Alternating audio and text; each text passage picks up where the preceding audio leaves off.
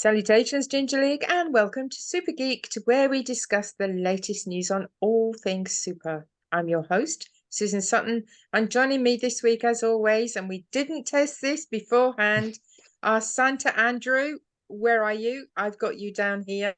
Yeah, well, Yep. I'm on your right. That way? Other way. That way. There we go. That's us. Listen, this show wouldn't be normal if I didn't mess it up somehow. So we've got Santa Andrew and we've got the Grinch. Kevin, are you on that side? Well, Kevin is below you. Oh, he's below me. Yep, he's underneath you. Listen, viewers, you can see where they are, okay? Yep, you definitely can. The reason that we didn't have the check beforehand is because like my computer decided to go, I don't want to show Andrew looking like this, so I'm not going to for about 3 minutes. That's why we didn't have the usual checks. It's How are all you, these Kev? little elves. The elves are running I'm good. around trying to mess it up. Yep, elves and gremlins. Yeah. So you get on, Kev. Hopefully the gremlins will eat the elves. I hate that whole thing. No, I'm good. I'm good. Not tired, just cold. Oh, Surprising. lucky you. I'm absolutely run down. Oh, What? Yeah, just as everybody else has gotten over it, what they've just went, okay, it's your turn to go down. What? But I got literally 1 day in my bed, and I was just like, I'm going back to work, so you still have to look after the kids. Suck it up. Yeah. Well, so long as you get it over and done with before the big day comes, that's all that matters. I hope so. I hope Yep. so. Well, not all that matters. I mean, obviously, look after yourself, and it matters that you've not been feeling so great, but Yeah. fingers crossed. Yeah, I want to be healthy on the big day. It's usually Alison's job to be like, coughing and spewing at Christmas Day, not from alcohol, just because she's normally just done in.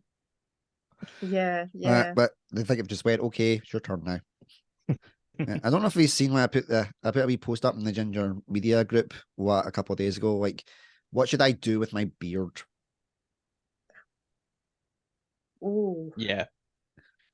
As a general comments thing as well for our community, should I get rid of the beard after the holidays? Should I keep it going? Should I just trim it? What do you think? What's your gut telling you? It's telling me right now I'm too lazy to do anything. Well, but it might change by the time it gets to New Year, because after a certain point, I get that kind of itchy trigger finger, where it's just like, right, I need to get this off. Like, maybe just it won't shape the way I want to, or what? It'll just look like I've been dragged through a hedge backwards. Kev gets this. Kev will understand. Yep. So it just gets to that point, you just go, I can nope. What about going to a barber to have it sort of shaped and trimmed and designed for you? I can't. I think that was me imagine saying I'm you allergic to without bullshit. beard. Sorry? I think I just coughed there and I'm like, I'm allergic to bullshit. But no, I would if I had the money. Just sadly, I don't have the money. And I've got a home, shaving kit in the house after COVID. It's been around 2 years. I was still think it needs its money's worth. Okay. But we'll see. I was just gutted that before I came to see you, like the day before I shaved all this bit, and then the next day the temperature just dropped. So I was walking through Glasgow. I was like, oh my god, my face is absolutely Baltic. My scarf is wrapped around here. Walking through Glasgow, I looked like I was going to try to mug people. Yeah. That's the only time that I was thankful we had masks a couple of years ago, because like when it got to winter, it just covered your face and kept it nice and warm. Yeah. Like, you didn't need to worry. I was like, I had to put my prescription in the day when I was going in wearing my mask, and it's not like physical, but it's all my mental prescription. And they were like, why are you wearing a mask? COVID's over. And I'm like, yeah, but there's two reasons. One, you've still to wear it in a hospital setting. Two, I am not feeling well and I don't want to give anybody else this. I was so tempted to just remove the mask and just sneeze on them. Because I was just like, screw you, mate. Just knowing the mood to be trifled with today. No, nobody should question why you're wearing the mask anyway. I mean, yeah, a couple of years ago, people were questioning people who weren't wearing a mask. I mean, what's it got to do with anybody else? Yep, your reasons are your own. Yep. Yeah, that's that. So exactly. I just carried on. It's a nice mask. My dad got me. It's one of the Scotland flags on it. Cool. I'm okay with it. Anyway, let's jump into the show, mainly because my throat is killing me and I can't talk. Okay. Right. So James Gunn is turning the DCU on its head. Rumors about the Snyderverse being scrapped to make way for a new lineup of DC characters. Now, do you think he's making the right move by starting again? Now, once again, Kev, thank you for sourcing the questions. I'd actually I'd seen a couple of videos about this online beforehand, what were other people's opinions on what they were doing. A lot of people are torn about it. Because the first kind of hints of it came when they said they weren't doing Wonder Woman 3 anymore. Yeah. With or like they were going, or maybe going ahead, but not the vision that they intended. And then the whole thing with Black Adam 2, that was getting shelved as well. So in a way, everybody's kind of jumped to the conclusion saying that that's what is going to happen, that everybody's going to just scrap everything. If they scrap it, I'm not against it, because what they're trying to appease everybody, and by doing that, they're pleasing no one. Yep. Because all the fanboys are like, you still have this in it, and I'm not happy. Where's the Snyder Cut? And then the ones that are keeping it going, they're also going, yeah, but what about the Snyder Cut? Can you do an alternate universe Snyder Cut? So I do that mainly because I think they're just all sheep. So I think he's got the right idea of the rip it up and start again. If it's the case, all I would say is if they're going to do it, take a good long time away from it. I would even wait until even phase 6 of the MCU is kind of underway or ready to go before they start. Take their time, plan it out, make sure they get it right, because I think they'll only get one more shot at it, and then it'll take even longer to redo it. What do you think, Kev? Pretty much the same. There's been all this talk about, they're not going to be playing this character. Henry Cavill got to show up in Black Adam, and then he's not even got a contract. Well, obviously he's not got a contract.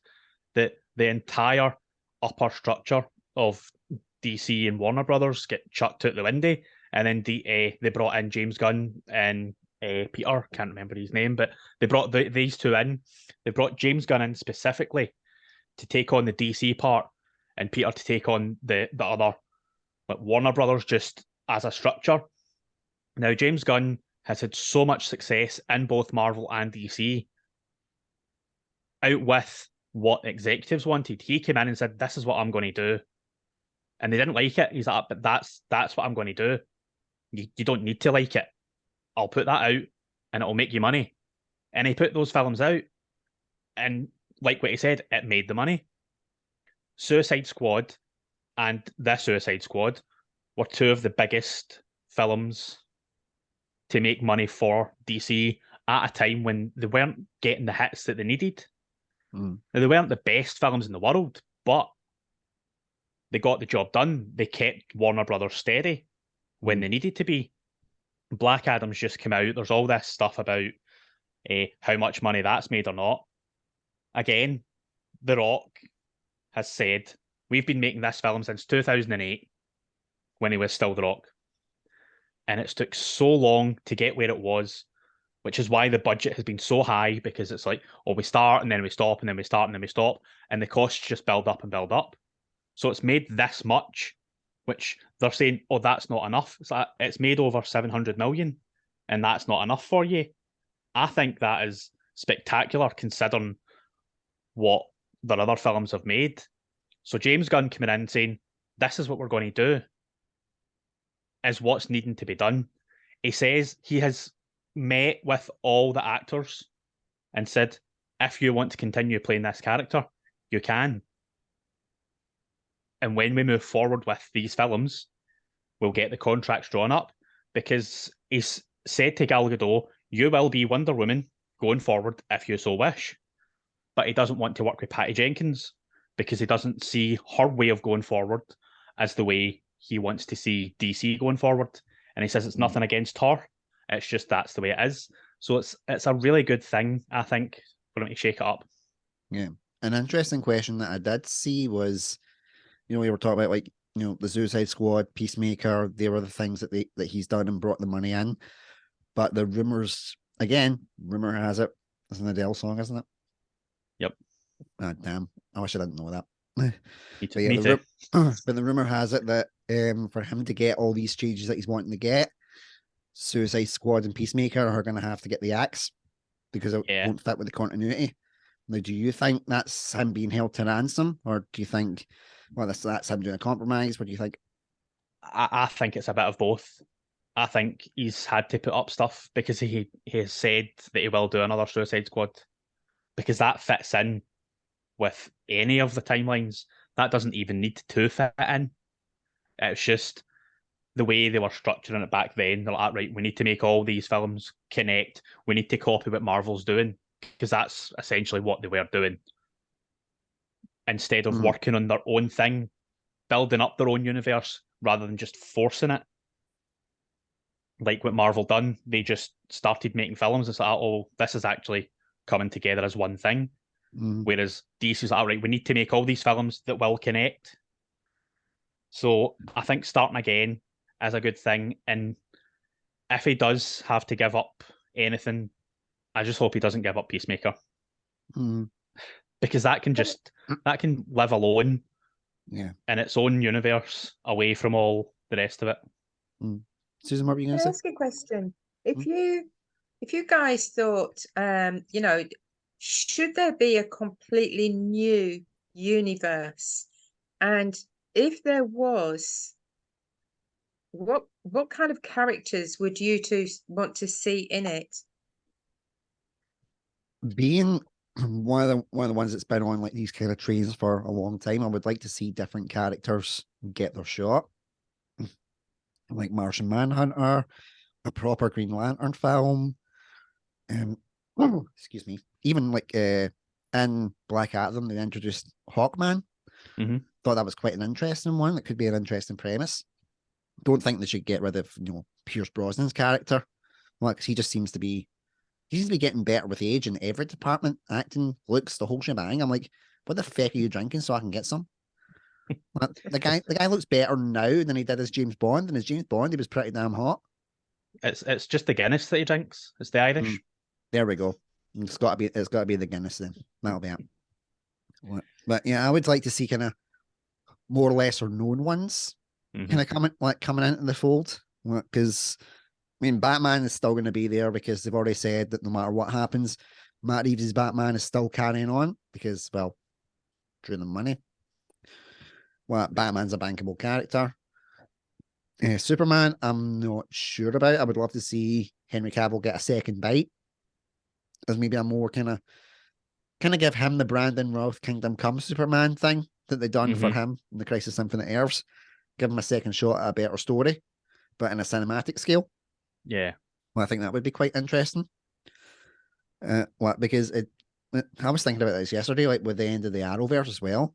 We were in a wee golden age, like that kind of crossover films and television, and we didn't even realize it until we look at it now and go, "Well, this is shit."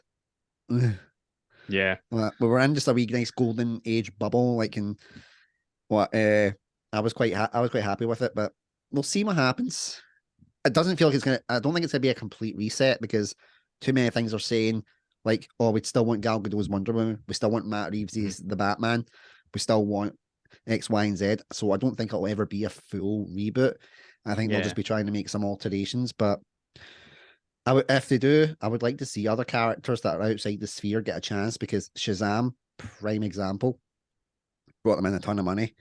I mean, they're even talking about getting rid of Jason Momoa's Aquaman, right? If you want to lose all of your female population for the audiences, then you can get rid of him. Especially now, recently, when he's saying he doesn't like wearing clothes anymore. Well, in interviews, and I'm like, that would be the worst time to let Jason Momoa go. He's going to be literally underwater, all flopping about and everything. Like the women will love it. Like, just name some of the guys. Let's face it, so unique culture these days. So yeah, I think either way, they've boxed themselves into a corner. They've screwed themselves. It'll be very interesting. I'm just glad that Marvel is kind of keeping on the level at the minute. And the thing is, they've brought James Gunn in. He's damned if he does and damned if he doesn't. No matter what he does, he's going to get called out for things. And then, like 5 years down the line, people are, oh, isn't it great that he done that? But you were one of these people saying that he's a complete cunt. Yep. Butthurt fanboys, definitely. Yep. And you'll also get well, it's not as good as his work with Guardians of the Galaxy. Well, Yeah. or it wasn't as good when he done Peacemaker. Yeah, but like you said, it's a no-win situation. I just would like to see what actors James Gunn brings in, because he always brings ones that are a bit kind of out of the sphere, even for just little cameos. Like Nathan Fillion was for one, who I believe Sylvester Stallone, when he was having his wee up, was kind of in there. Michelle Yeoh, before she got the part in Shang-Chi, brilliant Asian actress. Or actor. Susan, I know you don't like the term actress. I remembered that and corrected it. Even when I'm not well, still corrected it. Like even having his brother in it, in Guardians of the Galaxy as well. I thought it was quite interesting. But we'll see.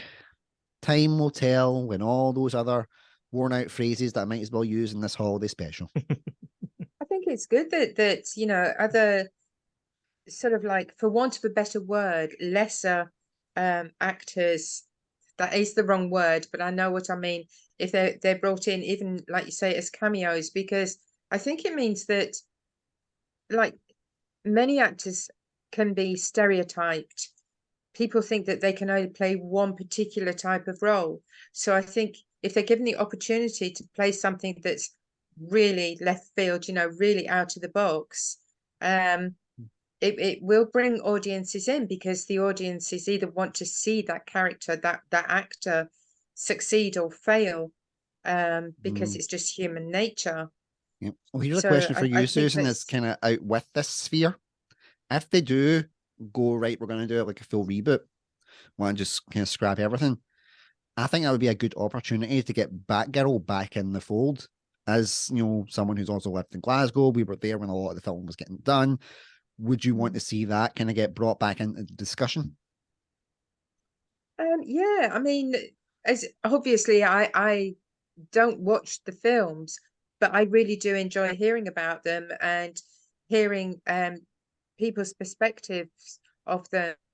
It's quite often completely different to mine, and I'm always open to be persuaded to change, to open my mind a lot more. And I have started watching some things. I'm not going to tell you what, but yeah. So I think being an actor myself, working in the industry, you see things in a completely different way as well, rather than just sitting in a cinema and looking at the screen. You learn when you're in the industry, you learn that there's so much goes on behind the scenes, and it's incredible the things that they do. So yeah, I'm always open to persuasion. A very good in the middle answer. Liked it. So Right, let's let's jump move on to the on. next subject. Yeah. With Bob Iger coming back to Disney, Marvel Studios have said that they're going to be working on quality, not quantity. Now, do you think that this will work for them in the long term and help people get over the superhero fatigue that some have gone through? Yeah, Phil, I'll let you start with this one. I think it's going to be a good thing. It seemed the past year and a half, Marvel have just been pushing things, like, rather than saying, "Oh, we've got this that'll be coming then." It's like, right, we've got this in May, we've got this in September, we've got this in October, we've got this November. It's like, right, geez, a heck, come on. It's not like with Phase 3, it was like 3 films each year. This year, it's been 3 films plus 6 series, and including the special presentation stuff as well. It's like, that's a lot. It's up to a lot, and that's just Phase 4. Yeah, and it's tough going, trying to keep in touch with everything that's going on. I mean, it was hard enough when it was just Phase 1, 2, and 3. There was a lot going on, but it was easier to keep on track with every story that was happening. Yeah. Whereas now it's like, oh, this is going to connect to that, that's going to connect to that, that's going to connect to that. It's like, right, but how? You're just saying that that is going to connect, but you're not working up to it. You're just saying that's connected to that. Mm. And do you think that maybe because of COVID, because everything was pushed back for about a year or so because of the pandemic, do you think that's played a part in it, where they've like, right, to keep up with the rest of our time scale, we have to push all this essentially down our throats like a bulimic? I think that's what they've done. And then they've got people coming in saying, look, you need to calm it down. There's too much content that you are bringing out, and people are just going, well, what? So they're going to push another 3 or 4 films back, plus 2 of the series are getting pushed back. So instead of being 23, 24, they're going to be 25, 26, and they're pushing them into Phase 5 is going to be over next year in 2024 rather than just 2023, which was going to be Phase 5. So it's like that's a lot to put into 1 year. So they're spreading it out over 2 years now. And then Phase 6 will be another 2 years as well. Like what they were doing with like the original phases is like 2 or 3 years for each of them to give people time to like work out where they think it's going to go and get the writers a chance to say, right, this is where we're going to take it, rather than, right, you've got 6 weeks to come in and write this now. Yeah. Do you think that some of the fandom's going to be annoyed with that though? Because there'll be guys like us, we've got, this isn't in a bad way, but we've got families, we've got, wives, kids, my case, young kids that I want to expose like the whole Marvel saga to the second they have the interest. So that's a lot of catching up to do on that side. Well, so we've got other kind of outside interests that are making, well, also we need to research it for this, but we don't necessarily have the time and we have other commitments that we want. Some people, sadly, aren't as lucky as us, where we've got other commitments where we can focus on family or friends. There will be people that, this is basically their lives, and after being deprived so long, they would be like, oh, we've been champing a bit for this, and then you're going to put them in withdrawal again. That's like getting the crack addict and overdose, and if they survive it, going, no, you ain't having it anymore. Do you think there's going to be a bit of a superhero fatigue, superhero withdrawal? There might be, but I think it'll be for the best in the long term, because a lot of the things do feel, over the past year, it feels like they have been rushed. There's only been like 1 or 2 of the series that I don't think they rushed. Loki, they didn't rush that. They'd been planning that for a long time. And Miss Marvel, because they brought in directors who had never worked with Disney or Marvel. So they were like, show us what you can do. And then because of the work they'd done with Miss Marvel, they got the Batgirl film, because DC's like, that's good. That's no like the other stuff that's just pushed out. They've actually worked in that. So they got them in for that. And then DC went and screwed them over. DC did a DC. Yep. It sounds to me that if they're pushing out so much so quickly, I think, that there could very well be, I could see there being superhero fatigue. It'd be like watching binging on a box set, and you're excited at the beginning, but I can't see how the writers can actually put in good quality scripts, to be honest, because they are going to be under pressure, and they could be panicking and just throwing all sorts of rubbish in that maybe doesn't make sense. I mean, of course, you can put all the sexual innuendos in there, and a lot of people would say, well, it's definitely quantity over quality, just get it out there, Maureen. But no, I think it's definitely quality is the most important thing.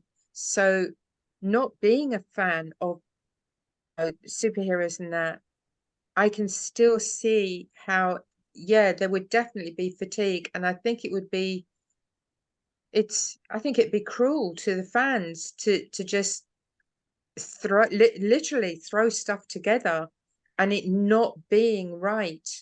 I think I've got things like superhero methadone.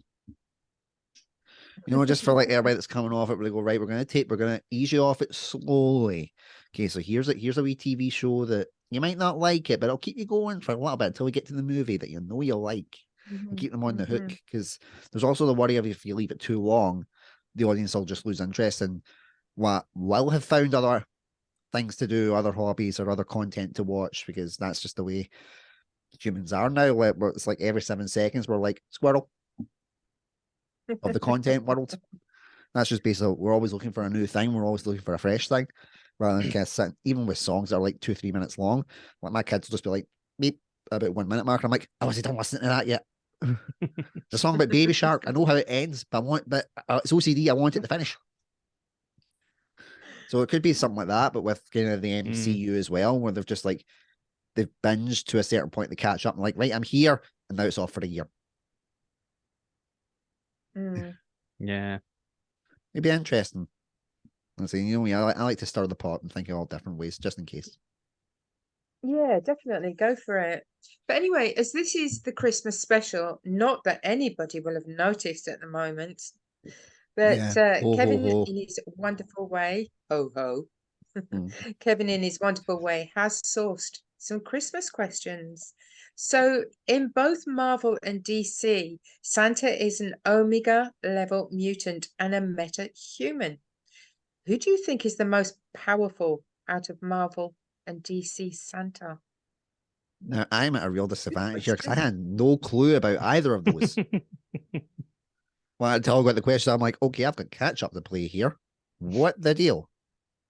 And I feel, well, I didn't actually believe it. Like, you know, Santa, a metahuman, or like, what? I was like, when I was coming up with a thumbnail for this episode, I was like, right, the main topics: Santa, James Gunn, Bob Iger. It's all old white guys. What? Cheers. Well, that's gonna get our audience in. I tried to pick a buff Santa to try and bring him in. Aye. But yeah, so I'm at a disadvantage here. So, what's the kind of stats for them? Do you know? Well, in Marvel, Charles Xavier said that he's probably one of, if not the most powerful mutant. He could take down any of the X-Men. He could take down all of the X-Men himself if he wanted to. And in DC, he breaks into Darkseid's lair every year, past all the security that takes the Justice League a week to do. He does it in one night to leave a piece of coal for Darkseid. That is what he does every year, and he's been doing it for centuries.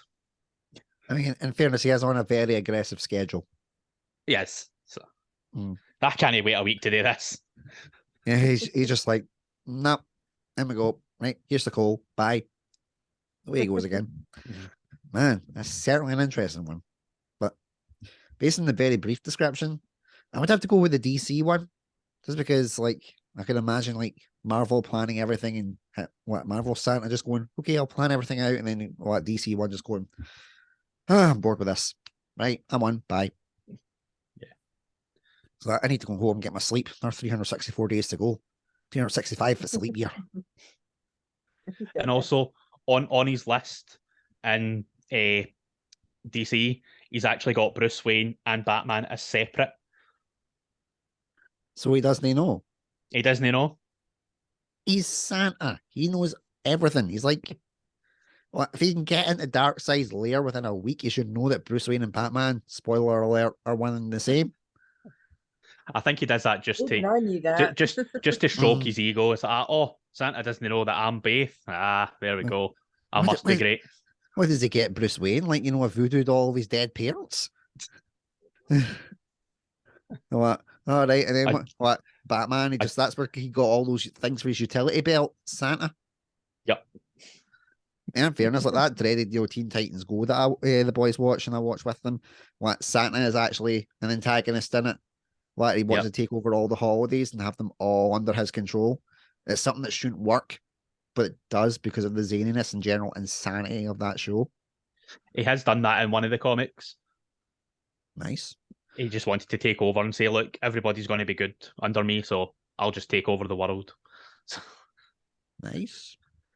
Well, I'm very intrigued although with that that. sounds like a nice idea that, he's going to have everyone is good, but that would leave a boring world. I mean, I'm not for bad people, don't get me wrong. Maybe a bit naughty, but and Mm, mischievous, but not good all the time. yeah. There was an episode of a show, Angel, where it was like in a series of it, and it looked like it was this kind of godlike being that was, you know, bringing about like all like the good things in the world, but in exchange was, eating people. What? So she'd eat like like a couple of dozen like people a day. But so it plays out like the arc is we have to stop this person from devouring humans and all this kind of stuff. And then right at the end, like kind of that series, what the main bad guys they've been fighting over the course of the whole show come and say, right, we're giving you a reward for ending world peace. And they're like, no, he didn't. It's like it was an evil monster. Like, yeah, a monster that was bringing joy and happiness and ending world hunger and ending the suffering of millions. What a nightmare. They're like, but she was eating them. It's like freedom comes at a price. Gods understand that. And I was like, holy shit. And I remember watching it thinking, this is boring as fuck when she was in it because everybody was happy, happy, joy, joy. And it's like, damn it, part of us need that sadism in it, like just to keep going. Otherwise, it would be boring, like you said. Yeah. Yeah, yeah. It was a shit So season of both Angel in fairness, but yeah, that was the good part of it. Mm. so both Marvel and DC have had Christmas movies, and Marvel had Iron Man 3 and the Hawkeye series. DC had Shazam and also Batman Returns. Now, out of these, which do you think was the best representation or best representative of a Christmas movie? I would probably say Shazam, actually.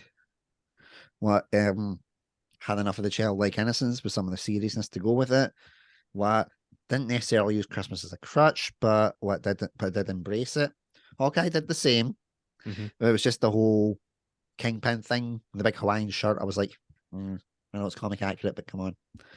What so I love for the me, Hawaiian shirt. yeah, I know it's comic accurate, but that was just like where I went, okay, Netflix show is dead. Uh, but I think it's easier for me to say like the least favorite, and it's Iron Man 3. Well, for one, it's set at Christmas, but they released it in the summer. Yep. Know your market, guys. I know they were on a schedule at that point, but bloody hell. Well, Iron Man's arch nemesis they did a complete bait and switch with. Well, and wasted, Sir Ben Kingsley's acting potential. And giving like so his Iron Man's main antagonist is someone called the Mandarin. And they updated it to instead of making it like stereotypical Asian villain guy, they made it to be like he was a terrorist, like attacking and it kind of harks back to the first Iron Man where they went down that road as well. And I thought, right, that's good. And then the twist was, he's an actor. The Mandarin isn't real. What the Mandarin was this a weird white nerd who Tony skipped out in a meeting one Christmas. Yep. Comic lore just shat all over. At least they sorted it though with Shang-Chi. They had no choice because the They fans didn't went have a choice at all. bonkers. Well, they did a wee kind of used to do these wee kind of vignettes, like 2 to 3 minutes long, in between movies, and they'd have like a wee kind of catch up, and it was him in prison, and they went and like they basically took out all the security guards around him. It was like you thought you could get away with impersonating the real Mandarin. And we're like, okay, they're backtracking now, and then successfully did it. But yeah, if they got it right the first time, they didn't need to retcon it, and they wasted a good actor. What about you, Kev? What do you think's the best one? I would have to say it's Batman Returns, just because of the sheer insanity of Danny DeVito's Penguin with the Christmas hat on, and just the utter disgustingness of him. Yeah, in that film. that's very It's true. just, I mean, he has been one of the best representations of the Penguin. I liked Gotham's version though. Gotham's version was good, yeah. Yeah, that was one where I actually didn't like when they brought it up to kind of present day, and he was Fat Penguin. I didn't like it because we were so used to skinny, suave, slightly maniacal one. I know they were doing it as fan service, but I was just like, if you were going to do that, just give Jim Gordon the mustache. He didn't even do that either. I know. So it was an interesting thing that I'd seen ages ago, and they were talking about how the 50 Shades of Grey thing, and everybody was like, "Oh, he's he's dark, he's mysterious, he's this, he's that, blah, blah, blah. And someone went, replace that actor with Danny DeVito and watch your perceptions change. And everybody just went, whoa, did not expect that. But yeah, that's the thing. Put Danny DeVito in a character that you think is corrupt, like for example, Ted Bundy. There you go. Mike dropped, but I can't afford a new one, so it's just fake. Just fake. I'm going to be thinking about that all night now. Yeah, it was something very interesting because like, I thought of that and I was like, that's the best way to say it, because the guy is a complete masochist asshole, but they like him because he's got a hot bod. Replace him with Danny DeVito. There you go. Nothing against Danny DeVito because he is fucking awesome in real life. So we love Danny DeVito. Well, that's it for this show. Has anyone got anything to add? Well, I'll throw a couple of wee things in. So this is the holiday special. So Super Geeked will be off until the new year. We will be taking some time to actually spend time with our loved ones, because that's a thing that people do. But we will still have some content up for you. We've done a couple of pre-records. I've done an analysis video, which is surely going to piss every nerd off. I look forward to it, because if it's going to be one of my last ones, then I might as well. And speaking of, there is a couple of teases, because there's going to be some changes in the Super Geeked ranks and Super Ginge ranks. Well, we will be doing a little video about that, Kevin and I, on the 27th of December. So, oh wait, 29th of December, my apologies. I got my T's mixed up, my Tuesdays and my Thursdays. 29th of December. Keep your eyes peeled for that. Well, and for everybody, have a happy holidays, wherever you celebrate. Wonderful New Year. Unless you're Chinese, we'll see you in February. Yep. Just have a great time, and do everything I wouldn't do, and you would have fun. Well, Yes. hopefully that's given other viewers something to think about and talk about, as always. So until next time, and I'm probably going to get this wrong, but looking at my screen, he's Super, he's Ginger, and I've been your host, Susan Sutton, and have an awesome Christmas. Yep. Happy holidays to both of you as well. Have a great time. Do everything I wouldn't do. Bye. Bye.